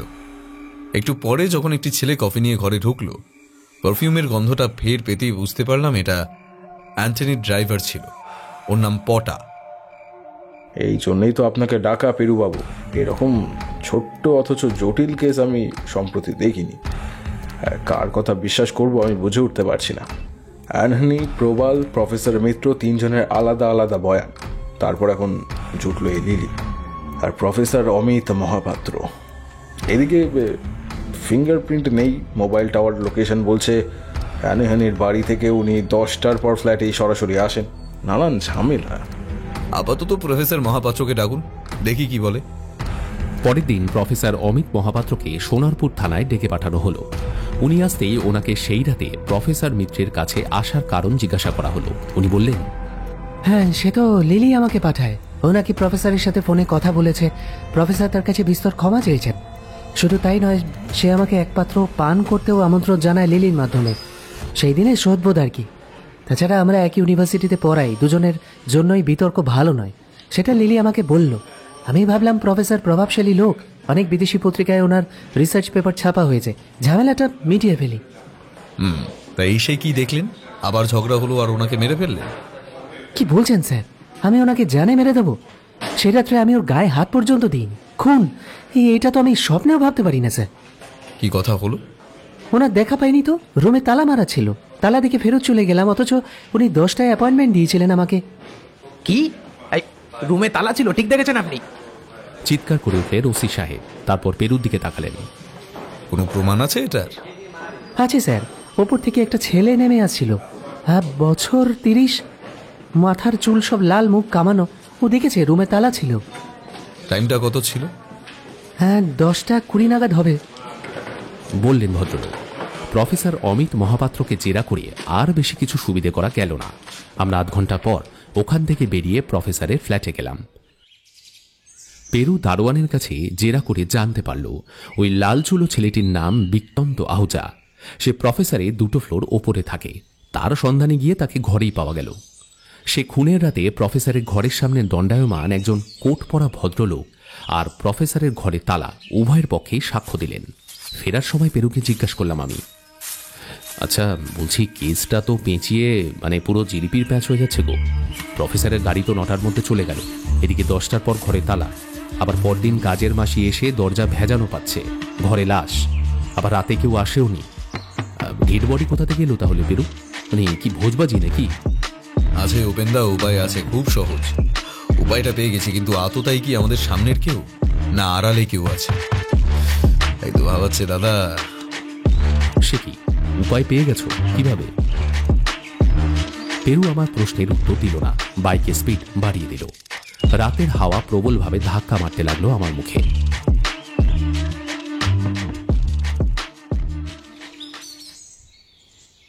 পরের দিন সকালে ঘুম ভাঙতেই বজ্রাঘাত। পেরু আমায় ঘুম থেকে তুলে ডেকে বলল, উঠে বড় দাদা, প্রফেসরের ঘরে চুরি হয়েছে, চটপট যেতে হবে। পেরুর তারায় আমি রুদ্ধশ্বাসে তৈরি হয়ে নিলাম। তারপর প্রফেসরের ফ্ল্যাটে গিয়ে দেখলাম ঘরের মধ্যে সমস্ত জিনিসপত্র উল্টে পাল্টে একেবারে একাকার অবস্থা। বই, খাতা, নোটস সব প্রফেসরের ঘরময় ছড়িয়ে আছে। 2জন কনস্টেবল দেখি দাঁড়িয়ে আছে, সাথে একজন এসআই। পেরু অফিসারের দিকে এগিয়ে গিয়ে বলল, কি চুরি হলো বুঝতে পারলেন নাকি?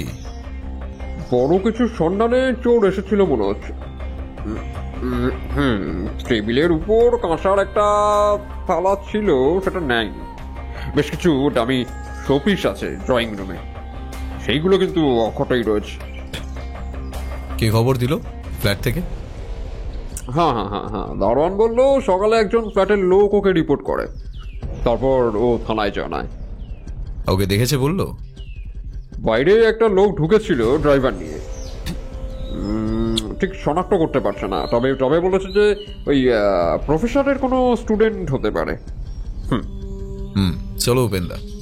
বলেই পেরু আমার দিকে তাকিয়ে সিঁড়ির দিকে হাঁটতে শুরু করলো। আমার কথার আর কোনো জবাব না দিয়ে পেরু বাইক চালিয়ে একটা নতুন ফ্ল্যাট বাড়ির তলায় বাইকটা নিয়ে দাঁড় করালো। এই ফ্ল্যাটটা গড়িয়ায়। তারপর গটগট করে একটা ফ্ল্যাটের তলায় পোস্ট বাক্সগুলোর দিকে অন্ধকারে এগিয়ে গেল। একাগ্র মনে দেখতে লাগলো।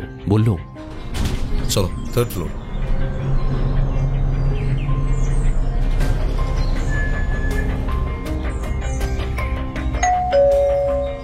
থার্ড ফ্লোরের একটা কলিং বেল বাজাতেই যে লোকটি দরজা খুলে দিল তাকে আমি চিনি, অ্যান্টনি ডিসুজা। হ্যাঁ, আমাদের দেখেই সে ভূত দেখার মতো চমকে উঠল। পেরু তাকে সম্পূর্ণ অগ্রাহ্য করে পাশ কাটিয়ে ঘরের মধ্যে ঢুকে গিয়ে বসে পড়ল। বলল, ঠান্ডা জল খাওন তো, ফ্রিজে জল আছে তো? একই ব্যাপার কি হঠাৎ আপনারা? শঙ্কিত গলায় ঢোক গিলে বলল অ্যান্টনি। আমি তার ফ্ল্যাটের দিকে তাকালাম। দেওয়ালে ঝুলছে একটা জেসাসের ক্রুশবিদ্ধ মূর্তি, পাশে একটা বড় ছবি, জেসাসের মাথায় কাঁটার মুকুট, ঘরের মধ্যে পরিচ্ছন্নতার ছাপ। এদিক দিয়ে যাচ্ছিলাম, ভাবলাম দেখা করে যাই। তো আমার ঠিকানা পেলেন কোথায়? আমি তো আই ডোন্ট থিঙ্ক আমি আপনাকে দিয়েছি। জেরার সময় পুলিশকে দিয়েছেন, এসব আমাদের কাছে জল ভাত। হ্যাঁ, তা শুধু কি জল খাবেন আর কিছু আনবো সঙ্গে? চিংড়ির চপ পাওয়া যাবে? আই মিন এত সকালবেলা চিংড়ির চপ খাবেন? আমার তো মনে হয় না। দেখুন না, বাসি হলেও চলবে। আমার আসলে খুব খিদে পেয়ে গেছে আর চিংড়ির চপ খেতে ইচ্ছে করছে। চিকেন বার্গার চলবে? তাই নিয়ে আসুন, দেখুন কি পাওয়া যায়। আসলে পঠা তো নেই বাড়িতে, ওই গাড়ি ঠিক করতে গেছে। হ্যাঁ, আমাকে যেতে হবে আপনাদের বসিয়ে রেখে। সেটা কি খুব ভালো হবে? চিন্তা নেই, আপনার ঘর খালি রেখে পালাবো না। যান, কিছু নিয়ে আসুন। অ্যান্টনি বুঝলো পেরু তাকে স্পষ্ট নির্দেশ দিচ্ছে। সে পেরুকে বলতেই পারত, আপনি কোন হরিদাস পাল, আমার বাড়ি থেকে বেরিয়ে যান। কিন্তু সে যে প্রবল ভয়ে আছে, পেরুর কথায় সে ইতস্তত করতে করতে তাই উঠে পড়ল। তারপর রুম থেকে মানি ব্যাগটা খুঁজে নিয়ে বেরিয়ে পড়ল। পেরু পর মুহূর্তেই আমাকে বলল, দরজা বন্ধ করো, তারপর আমার সাথে তল্লাশিতে হাত লাগাও। আমার ধারণা কিছু পাওয়া যেতে পারে। আধ ঘন্টা পর অ্যান্টনি বিস্তর ঘেমে নিয়ে একটা ক্যারি ব্যাগ হাতে নিয়ে ঘরে ঢুকলো। তারপর আমাদের একটা করে চিকেন বার্গার আর কোল্ড ড্রিঙ্ক নিয়ে এলো। ততক্ষণে পটা এসে দেখলাম ঘরে ঢুকলো। পেরুর দিকে রহস্যজনকভাবে তাকালো একবার। পেরু ড্রিঙ্কস খেতে খেতে জিজ্ঞেস করলো, আচ্ছা, আপনার ফ্রিজটা কি নতুন? বেশ চকচক করছে। হ্যাঁ, এই সপ্তাহখানেক হলো কিনেছি। ফ্রিজের কভারটা কোথায়? ওটা তো দেখছি না। ওটা ফেলে দিয়েছি, ওসব রাখার জায়গা নেই ফ্ল্যাটে। আমরা মিনিট 10 পরে অ্যান্টনির ঘর থেকে বেরিয়ে এলাম। পেরু দেখলাম হোশ মেজাজে গান করছে। এরপর পেরু বাইক চালাচ্ছিল, আমি বাইকের পেছনে। জিজ্ঞেস করলাম, আচ্ছা বলছি, তুমি ভেতরের ঘরে ছিলে, কিছু পেয়েছো তাই না? একেবারে ঠিক কইছেন দাদা। তা কি পেলে সেটা কি বলা যাবে? অবশ্যই যাবে। একটি চশমা, সেটি একটি পুরনো ভাঙা কেসে ঢোকানো ছিল। এটি সম্ভবত প্রফেসর মিত্রসী হারিয়ে যাওয়া চশমাটি। কথাটা আমার কানে আসতেই কেসটা অনেকটা জলের মতো পরিষ্কার হয়ে উঠল আমার কাছে। বাইকে বালিগঞ্জ ফাঁড়ির কাছে আমরা পৌঁছেছি। এমন সময় ওসি অনুব্রত বাবুর ফোন ঢুকল।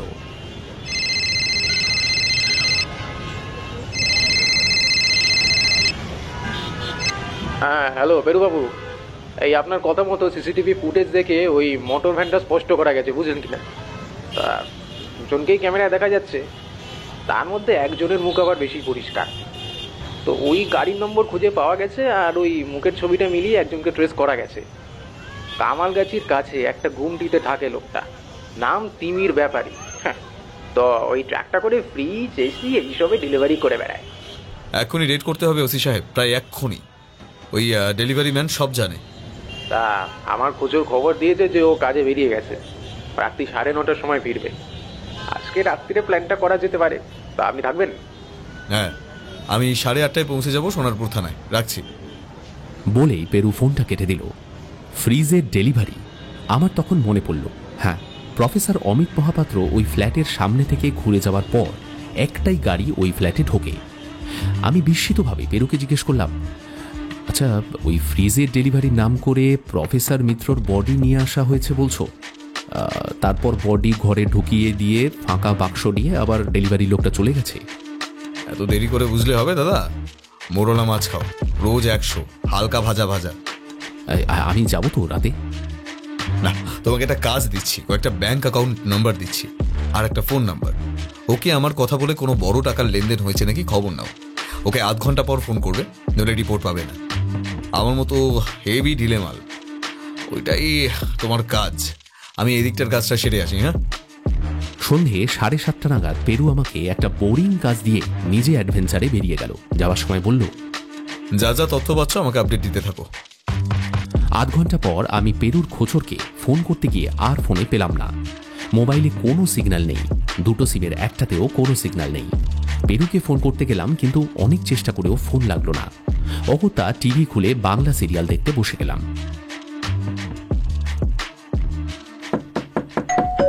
তন্দ্রা মতো এসেছিল। ঘণ্টাখানেক পর প্রবলভাবে কলিং বেলার দরজা ধাক্কা দেওয়ার আওয়াজে ঘুম ভাঙল, যেন দরজায় একপাল বাঘ পড়েছে। আমি দৌড়ে গিয়ে দরজা খুলতেই এক দঙ্গল পুলিশ ঝড়ের গতিতে ভেতরে ঢুকলো। পেছনে পেছনে ঢুকলো পেরু। আরে কি ব্যাপার? কি হয়েছে? কি হামলা করেছিল? মানে কে হামলা করবে? আমি তো কিছুই বুঝতে পারছি না গো। তুমি তো আমায় ফোন করে বললে, বাঁচাও পেরু, আমার ঘরের বাইরে এক গাদা লোক দরজায় লাথি মারছে, তাদের হাতে ভোজালি বন্দুক। এই পাগল হয়ে গেলে নাকি? আমি তো তোমায় মোটেই ফোন করিনি, আমার তো ফোনে সিগন্যালই ছিল না। এই দেখো। বলেই আমি ফোন বের করে পেরুকে দেখালাম, আর যার পরটাই অবাক হয়ে দেখলাম তাতে ফের সিগন্যাল চলে এসেছে। তারপর মোবাইলে পিং পং শব্দ করে মেসেজ ঢুকলো। তার প্রায় সাথে সাথে নিচে দাঁড়ানো একটা ভ্যান গাড়ি শব্দ করে স্টার্ট দিয়ে বেরিয়ে গেল। পেরু ওর ফোনটা বের করে চালিয়ে দিতেই একটা গলা কানে এলো। আরে এ যেন অবিকল আমার গলা। কাতর গলায় আকুতি করছি, কাঁপা কাঁপা গলায় কেউ বলে উঠল, পেরু, পেরু বাঁচাও, বাঁচাও আমায়, আমার এখানে হামলা হয়েছে, কারা খুন করতে এসেছে আমায়, দরজার বাইরে লাঠি মেরে যাচ্ছে, ওদের হাতে ভোজালি পিস্তল, পেরু, পেরু। আরে ইম্পসিবল, এ তো পুরো আমার গলার মতো। বুঝে গেছি, আগেই বোঝা উচিত ছিল। এআই, কৃত্রিম বুদ্ধিমত্তার কারসাজি। পেরু এরপর একজন অফিসারের দিকে তাকিয়ে বলল, এসআই সাহেব, রেড করুন ওখানে, অন্য টিম থাকলে পাঠান, আমাদের এখান থেকে যেতে যেতে পাখি পালিয়ে যাবে। পুলিশের টিম আমাদের ফ্ল্যাট থেকে বেরিয়ে যাওয়ার পর পেরু ওর আরাম কেদারাটা জানলার কাছে টেনে নিয়ে একটার পর একটা সিগারেট ধরাতে ধরাতে গভীর চিন্তায় মগ্ন হয়ে গেল। বলছি, আমার মোবাইলে সিগন্যাল ছিল না কেন পেরু? মানে এটাও কি কোনো প্ল্যানের অংশ নাকি? নিচে গাড়ি স্টার্ট দেওয়ার আওয়াজ শুনলে না? হ্যাঁ, ওতে কি ছিল? সিগন্যাল জ্যামের। আমার ধারণা যে ড্রাইভারটাকে আমরা ধরতে গেছিলাম তিমির ব্যাপারই, তার খবর ওরা ওই পাড়ার কোনো লোকের থেকে অথবা পুলিশের কোনো স্পাই থেকে পেয়ে গেছে। তারপর একই সাথে আমাকে তোমার নামে ফোন করে ওখানে ডেকে নিল যাতে ড্রাইভারকে কভার করা যায়। তোমার ফোনের সিগন্যাল জ্যাম করাটা সেই প্ল্যানেরই অংশ। কি সাংঘাতিক! পেরু আর কোনো উত্তর দিল না। ও আমার কথার উত্তরে চুপচাপ সিগারেট টেনে যেতে লাগলো। কিছুক্ষণ পর ফোনে একটা ফোন ঢুকলো।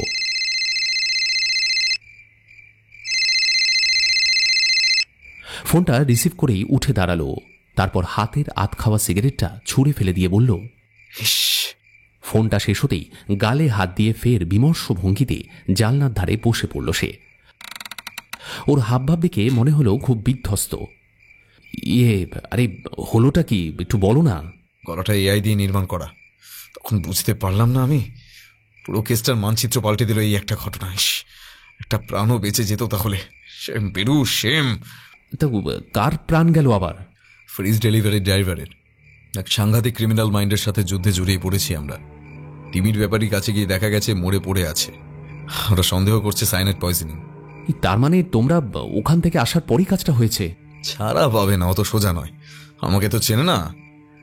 মাল পাতালে ঢুকে বসে থাকলে ওখান থেকে খুঁজে বের করবো, নইলে গোয়েন্দাগিরি ছেড়ে দেবো দাদা। আরাম কেদারায় দোল খেতে খেতে বলল পেরু। পেরু আমায় যে লোককে ফোন করে কিছু জনের ব্যাংকের তথ্য নিতে বলেছিল তার উত্তর কিছুক্ষণের মধ্যেই পেয়ে গেলাম। পেরুর এই লোকটার কোড নাম মাতলি। আসল নাম পেরু কাউকে জানায়নি। আমাকেও না।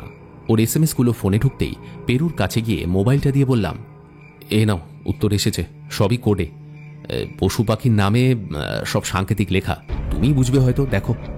পেরু চোখ বন্ধ করে দোল খাচ্ছিল ওর প্রিয় আরাম কেদারায়। আমি জানি ও প্রকৃত অপরাধীকে তার একটা হিসেব করে ফেলেছে, শুধু প্রমাণের অপেক্ষায় বসেছিল। ও ফোনটা পেতেই বড় বড় চোখ করে মেসেজটা দেখতে লাগলো। তারপর হো হো করে অট্ট হাসিতে ফেটে পড়ল।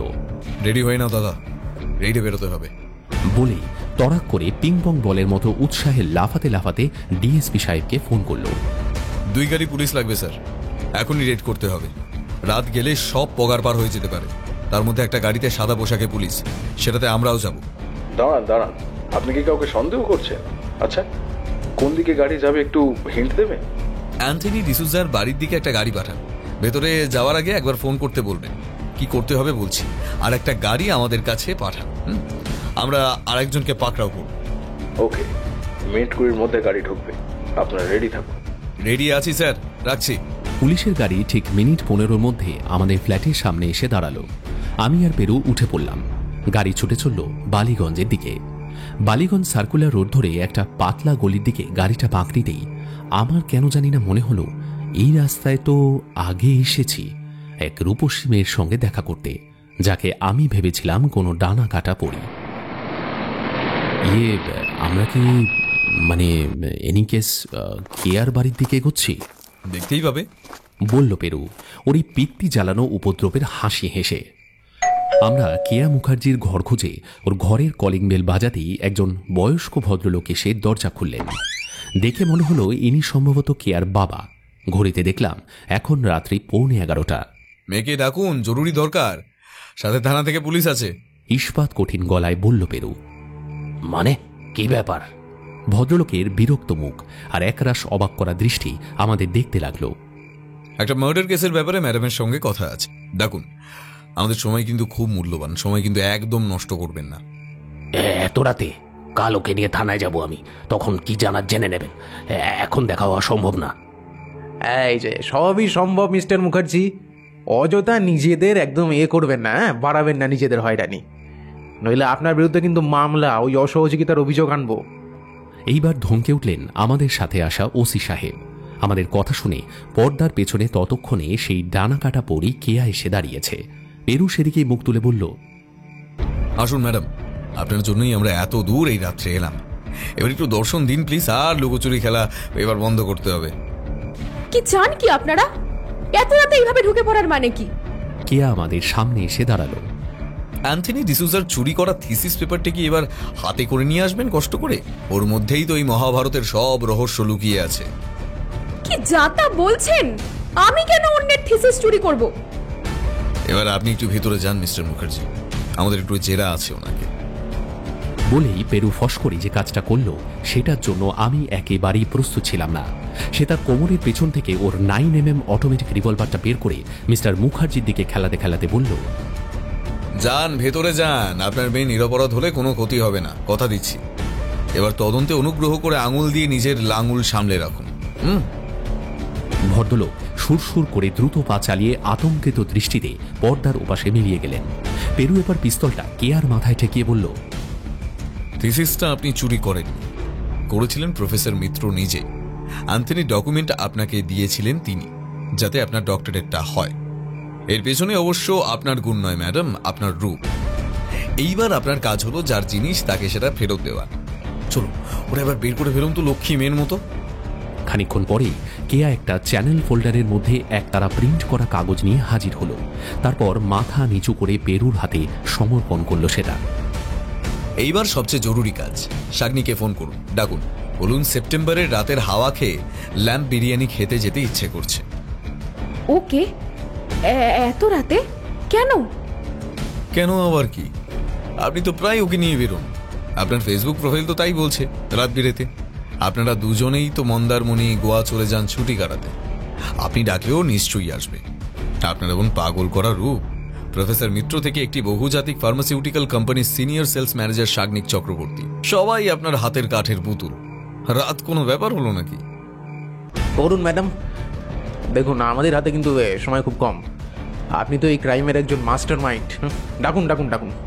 পাশ থেকে কথাটা বললেন ওসি সাহেব। না না, আমি খুনের ব্যাপারে কিছু জানি না। শাগনিক আমার থেকে ওই থিসিস পেপারটা একদিনের জন্য নিয়েছিল, ব্যাস তারপর তো আমাকে ফেরত দিয়ে দেয়। এর বেশি আমি কিছু জানি না, সত্যি বলছি, বিশ্বাস করুন। কেয়া এরপর শাগনিককে ফোন করলো। তাকে ইনিয়ে বিনিয়ে বেশ বিশ্বাসযোগ্যভাবে বিরিয়ানি খাওয়াতে যাওয়ার প্রস্তাবটা পারল। মিনিট 10 পর কেয়াদের বাড়ির সামনে এসে বাইকে হর্ন দিতেই একদঙ্গল পুলিশ ছুটে গিয়ে পাকড়াও করল শাগনিককে। আমরা কেয়া আর শাগনিককে গাড়িতে তুলে থানার দিকে ছুটলাম। কেয়ার বাবা বেরিয়ে এসে একবার আমাদের বাধা দেওয়ার চেষ্টা করেছিলেন।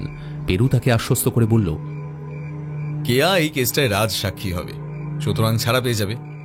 চিন্তা করার কিছু নেই, আপাতত না স্টেটমেন্ট নেবে থানা থেকে, তারপর ছেড়ে দেবে।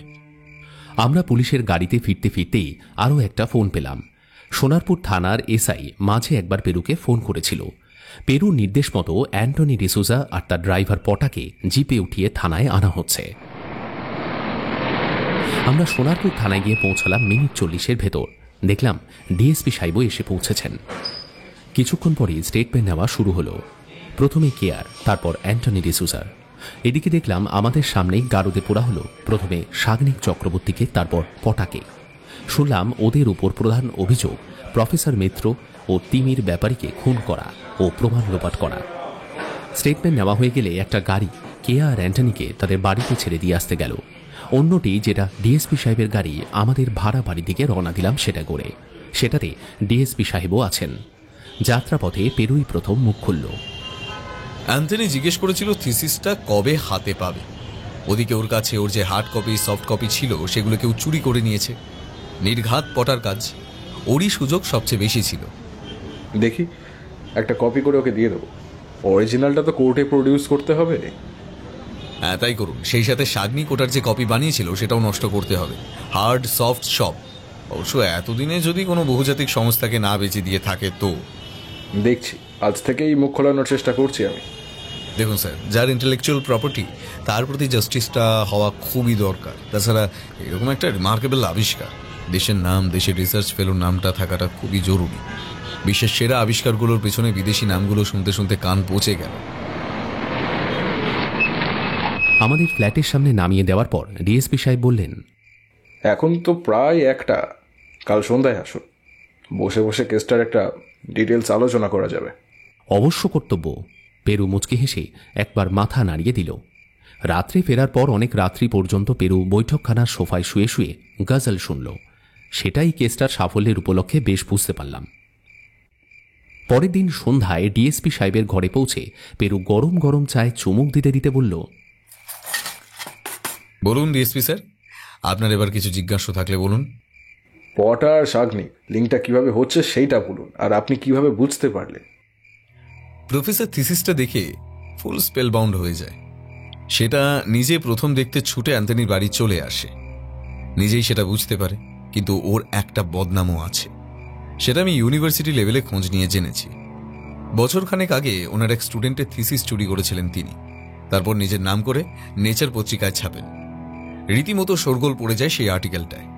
ছেলেটিকে কিছু টাকা দিয়ে আর ভয় দেখিয়ে চুপ করিয়ে দেন তিনি। সেই রকম তার সাথে কেয়ার একটা প্রণয়ের সম্পর্ক তৈরি হয়েছিল, সেটা অ্যান্থনি আমাদের বলেছে। সে অ্যান্থনি থিসিসটা কেয়াকে ইমপ্রেস করতে দিয়ে দেয়। প্ল্যান ছিল ব্যাপারটা তুচ্ছ বলে অন্য নতুন কোনো বিষয়ে অ্যান্থনিকে ডাইভার্ট করে দেওয়া। এদিকে কেয়ার বাড়িতে থিসিস পেপারটি শাগনিকের চোখে পড়ে। বুদ্ধিমান শাগনিক বুঝতে পারে এই যুগান্তকারী আবিষ্কারটা তার সামনে কোনো বহুজাতিক ভ্যাকসিন তৈরি সংস্থার কাছ থেকে কোটি কোটি ডলার হাতানোর সুযোগ তৈরি করে দেবে। সে গোপনে দর কষাকষি শুরু করে, কিন্তু বেশি মুনাফার লোভে এখনো ডিল ফাইনাল করতে পারেনি। এরই মধ্যে কোনো বিদেশি ফার্মের কাছ থেকে সে একটা বড় টাকা পায়, আর ওদিকে ওই আবিষ্কারটা একদম গোড়া থেকে মুছে ফেলার প্রয়োজন দেখা দেয়। তাই হাত করে পটাকে। এইবারই থিসিস সম্পর্কে আর একজন জানত, সেটা প্রফেসর মিত্র। আর অ্যান্থনির পক্ষে এই ফর্মুলা পুনরায় উদ্ভাবন করা সম্ভব ছিল। তাই শাগনিকভাবে একটা প্ল্যান করে অ্যান্থনি ও প্রফেসর দুইজনকেই সরিয়ে ফেলতে হবে। প্রথমে সে পটাকে হাত করে ওই থিসিস, তার হার্ড কপি সফট কপি দুই মুছে ফেলার ব্যবস্থা করে অ্যান্থনির ঘর থেকে। তারপর পটার সাহায্যে প্রফেসরকে অপহরণ করে খুন করার পরিকল্পনা করে। আমার ধারণা কেয়ার ফোন থেকে সে প্রফেসরের গলার স্বর পায়। এআই বা আর্টিফিশিয়াল ইন্টেলিজেন্সের সাহায্যে প্রফেসরের সুইসাইড করার মেসেজ ও ড্রাইভার প্রবালকে বলা মেসেজ দুয়ের নকল মেসেজ বানায় প্রফেসরের গলায়। সেই সুযোগ খুঁজতে থাকে প্রফেসরের অপহরণের। এর মধ্যে পটা খবর দেয় প্রফেসর অ্যান্থনির ঘরে এসেছে। আমার ধারণা প্রফেসর সেদিন অ্যান্থনির ঘর থেকে কাজ ছেড়ে বেরিয়েছিলেন ঠিকই, কিন্তু পটা আর শাগনিক পুরো প্রস্তুতি নিয়ে তার জন্য নিচে তৈরি ছিল। তাকে পটা আড়ালে ডাকে, সেখানে দুজন তাকে খুন করে গলা টিপে। তারপর তার ফোন থেকে প্রবালকে গাড়ি নিয়ে চলে যেতে বলে। পরে পটা ওই ফ্রিজের প্যাকিং বাক্সের মধ্যে লাশটা পুড়ে নিয়ে তিমির ব্যাপারীর গাড়ি করে প্রফেসরের লাশ নিয়ে ওর ফ্ল্যাটে ঢোকে। সেখানে ওর ঘরের লাশটা ঝুলিয়ে দেয় আর ওর ফোনটা রেখে যায়, সেটাতে শাগনিক প্রফেসরের আত্মহত্যা মেসেজটা লোড করে দিয়েছিল। কিন্তু কেয়াকে আত্মহত্যার জন্য দায়ী করছেন কেন শাগনিক? ওটা একটা আইওয়াশ, যাতে কেয়ার উপর প্রথম সন্দেহ আসে বটে, কিন্তু শাগনিক জানতো প্রফেসর খুন হয়েছেন, সেটা ময়না তদন্তে প্রকাশ পাবে। সেক্ষেত্রে সন্দেহটা পুরোপুরি চলে যাবে অ্যান্থনির দিকে। শাগনিকের পথের কাঁটা দূর হবে, নইলে কেউ প্রফেসরকে উন্মাদ বা দিওয়ানা ভাববে। দুই ক্ষেত্রেই কেয়া সেফ সাইডে থাকবে, তার উপর কোনোভাবেই সন্দেহ আর পড়বে না।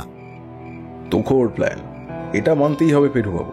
আর সেই সাথে আপনাকে হ্যাটস অফ, আপনার এলএম আছে, মানতেই হবে। কিন্তু সন্দেহটা ওদের ওপরে কিভাবে যায়? আমি অ্যান্থনি আর পটার ব্যাংক অ্যাকাউন্টগুলো চেক করাই। পটার অ্যাকাউন্টে একটা বড় টাকা ঢুকেছে কিছুদিন আগে শাগনিকের থেকে। শাগনিকের একটা ওভারসিজ অ্যাকাউন্টে ঢুকেছে কয়েক লক্ষ ডলার, সেটা একটা ফার্মা কোম্পানি থেকে। হিসেবটা এখান থেকেই পরিষ্কার হয়ে যায়। আর কেয়া? কেয়া ক্লিন, ওর কোনো কিছুতেই হাত পাইনি আমি। কেউ যদি পরীর মতো সুন্দরী হয় তাতে তার কি দোষ থাকতে পারে বলুন? হ্যাঁ, একটু অহংকারী আছে, সেটা সব সুন্দরী মেয়েরাই হয়, ওতে আমি অস্বাভাবিক কিছু দেখি না, বলল পেরু। তারপর মুখের থেকে চায়ের কাপ নামিয়ে রাখল। ব্রিলিয়ান্ট, বললেন ডিএসপি সাহেব। তখনই ওনার বাড়ির কাজের লোকটি একটি বড় প্লাস্টিকের ক্যারি ব্যাগ হাতে করে ঘরে ঢুকল। পেরু কুকুরের মতো হাওয়ায় শুকতে শুকতে গন্ধ নিতে নিতে বলল, চপ এলো নাকি? হ্যাঁ, চিংড়ির চপ। আপনার ফেভারিট তো। এটা দিয়েই কেসটা শেষ করা কর্তব্য। ও হ্যাঁ, আজ অ্যান্থনিকে ডেকে ওর থিসিস পেপারের নকলটা হাতে দিয়ে দিলাম। ওর তো কৃতজ্ঞতা জানানোর ভাষা নেই। বাহ বাহ বাহ, সাধু সাধু। পুলিশের কাজ সম্পর্কে লোকের একটা তিতো ধারণা হয়ে গিয়েছে পেরু। এর মধ্যে একাতে তিনি এইরকম কাটলে বেশ লাগে, নিজেকে ওই ফেরিস্তা বলে মনে হয়। সবই আমার দাদার কৃতিত্ব, দাদার কীর্তি। আমি আবার কি করলাম? ওহ, এত আকুতি ছিল এই গলায়। পেরু পেরু, বাঁচাও বাঁচাও, এই না বললে কেসটা ধরা পড়তো।